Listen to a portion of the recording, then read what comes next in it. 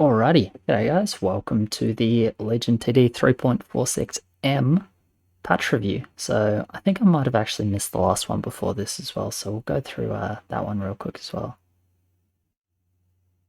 Oh no, we did do the Minotaur one. Yeah, we did do the Minotaur one. Okay, no, I'm just that good. Alright, 3.46M.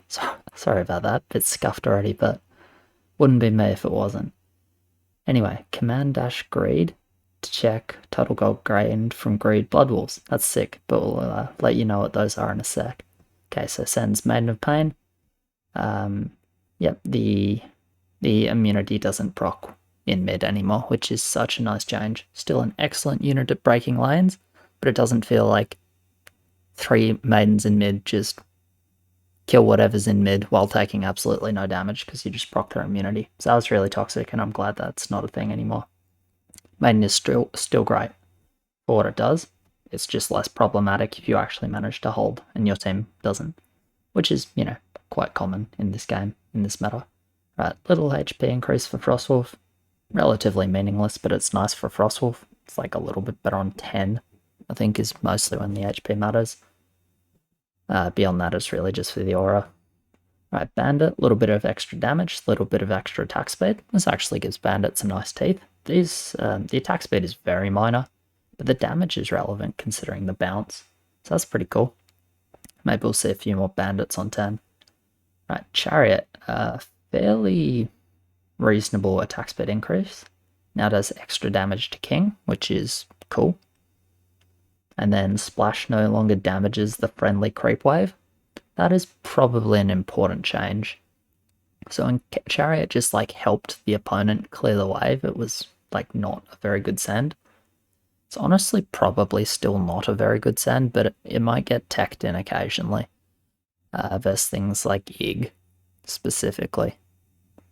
On 6 or 7, tech in a Chariot each versus an Ig hold, maybe it's good. Still not convinced it's good, but maybe it's good. Probably more likely 6 than 7 as well, because Blood Orc tends to do the job on 7. But Blood Orc is quite bad on 6. Right, Wolverine. Less chance to crit. More damage from the crit. Yep. Yeah. Slightly less chance to crit. Because, well, basically it gets less chance per attack than it used to.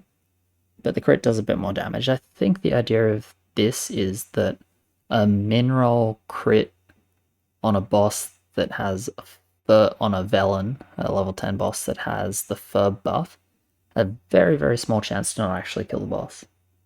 So I'm guessing that this is where that's coming from. Realistically, it's an overall nerf to Wolverine.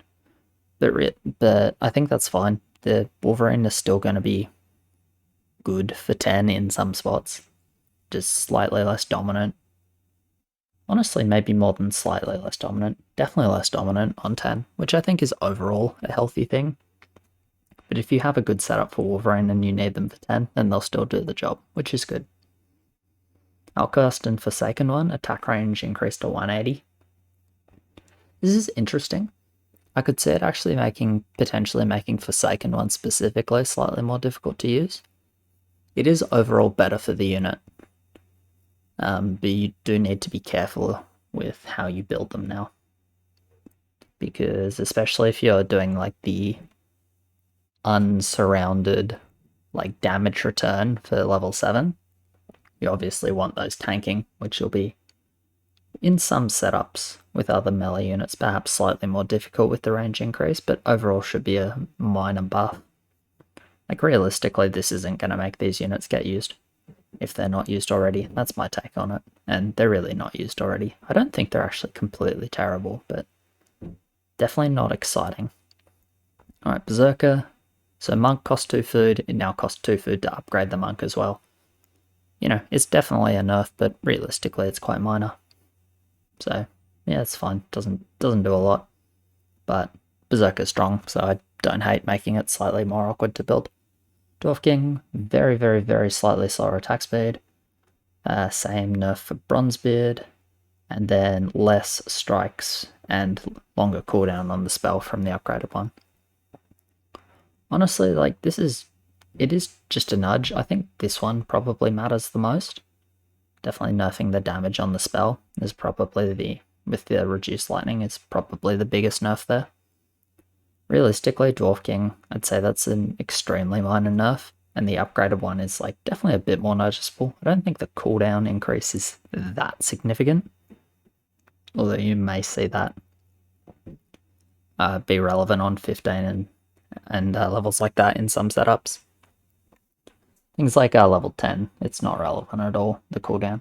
But yeah, definitely a nerf, but I think that's good. Dwarf King is, realistically, it's going to continue to be quite strong. But, you know, every little kick in the right direction is definitely good. I don't know if this will be enough. Maybe it will be, maybe it won't be, but I'm happy to see it going that way. Okay, Drunk Pirate, AoE damage increased, or the AoE increased, sorry, and then the damage is increased as well. This is pretty cool. The 140 gold pirate now holds level 1 to no send by itself. So it definitely gives you a lot more options with it, which is quite cool. Opens up another unit that can potentially start 4-0 if you're confident you've got the mix with it, or got the mix for it for 2 and 3. So yeah, that's quite cool. I'm happy to see this because it was quite difficult to use the unupgraded one before. So I think this will make it at least see a lot more play, even just for its strength level 1, getting you a fast 3-0, 4-0. Like I just played that cannon game before recording this, right? And I'm pretty sure if I was more confident with this unit, I could start the pirate 3-0 and then get the cannon on 3 while risking 2, but I didn't end up doing it because I wasn't super confident with this unit, but I think it would actually be quite a reasonable option. Right, Gate Guard. This is an interesting one. So now it has Finger of Death. Every 10 attacks release Energy Bolt, dealing 100 damage. Prioritize highest value units. So I believe that will prioritize sends and whatnot. So apparently this thing is quite good on 3, as in like 270 value mid to Blood Orc, which is quite strong. So I definitely want to give Gate Guard a go.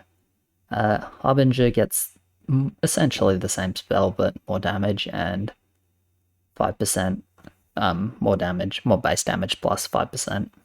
I'm assuming total HP means max HP rather than current HP. That's how I choose to read that. Yeah, and I expect that they still have the summon. It doesn't say it's been removed, so I imagine they still have the summon, which is pretty cool.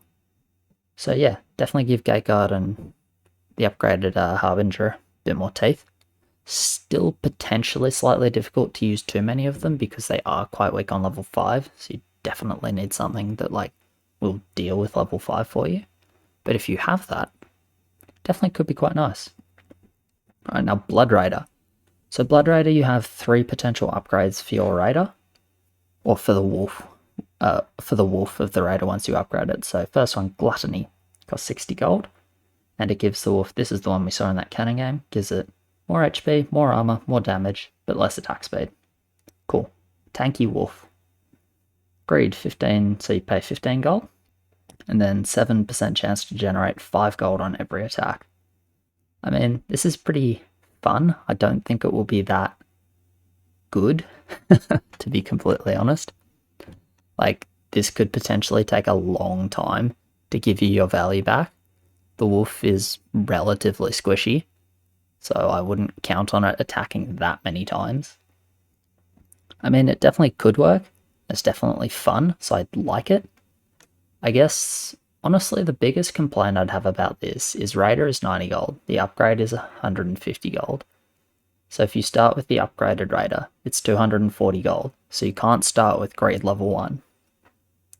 And you can't go 2-0 level 1 and start with Greed, which is very sad.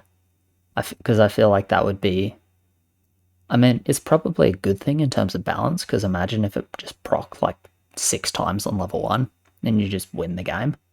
But yeah, very, very sad, but probably for the best. Anyway, and then the Sin of Wrath. So 50 gold, and you get Lifesteal, Every attack life steals 5% of the target's max HP and returns this as damage. So, does that mean it does 5% max HP damage and then has a degree of lifesteal, or it just heals for 5% what it's attacking? I'm not exactly sure. Also has more attack speed for the Sin of Wrath. I'm not exactly sure what to make of the Sin of Wrath, to be completely honest. If it's just the lifesteal and not the damage, I think it's probably just bad.